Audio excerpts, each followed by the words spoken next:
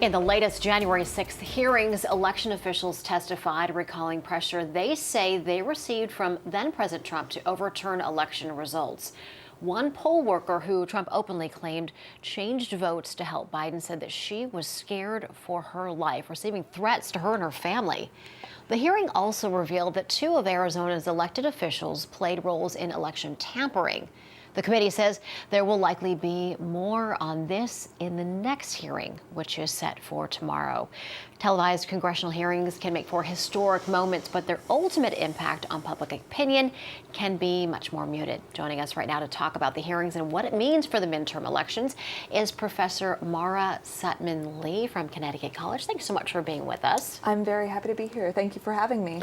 Now, first, Professor, the hearings can be a lot, and a lot of people have other things going. If you could update us on the major takeaways of what happened yesterday, and what we heard and saw. Yeah, absolutely. I think that we saw a lot of continuation of themes that the committee has been trying to present over the last couple of weeks, that members of Trump's team were not only conveying to him that these claims about election fraud were not accurate, that they were false, but also members of the Republican Party.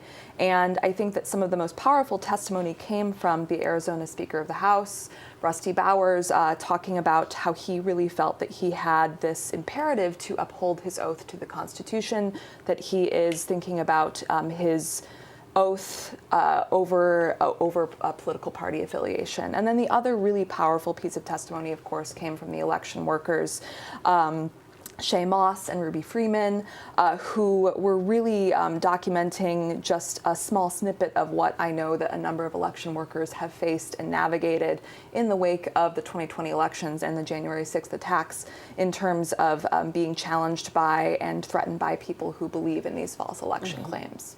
Now, a lot of this generation has not seen anything like this. A lot of people might compare it to Watergate. Do you think this will resonate as much as Watergate did 50 years ago?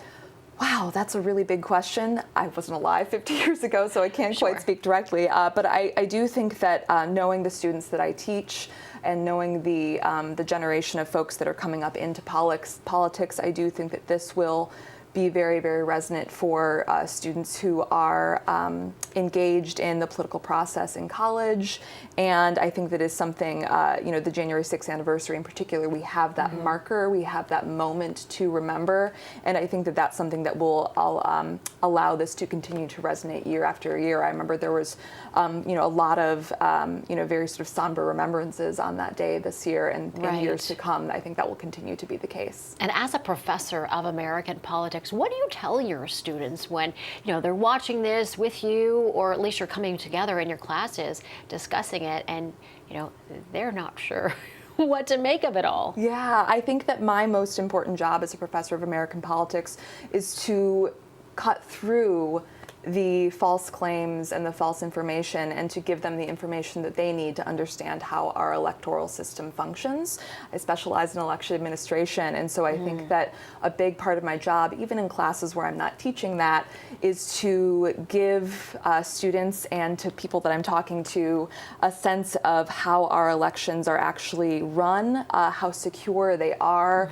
The 2020 election was one of the best run elections that we've had in recent years, and in huge part thanks to the work of folks like Shay Moss, like election workers volunteering their time all over the country and election officials. And so this is what I really try to convey to the students, that underneath the partisan politics, we have a system of democracy that is really incredible in terms of the work and the effort that people like election officials put into in terms of making it actually run and making it function well and efficiently and with integrity.